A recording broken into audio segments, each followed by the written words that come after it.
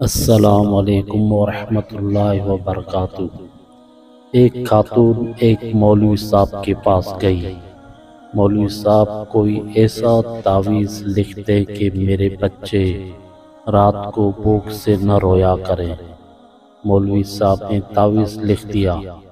اگلے ہی روز کسی نے رقم سے بھرا ہوا تھیلا ان کے سین میں پھینک دیا۔ خاتون کے شوہر نے ایک دکان کرائے پر لے لی۔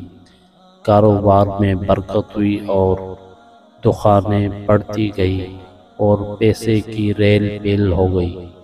ایک دن خاتون کی نظر اس پرانے صندوق پر پڑی جس میں انہوں نے تعویذ کو محفوظ رکھا تھا۔ جانے مولوی صاحب نے تعویذ میں کیا لکھا تھا؟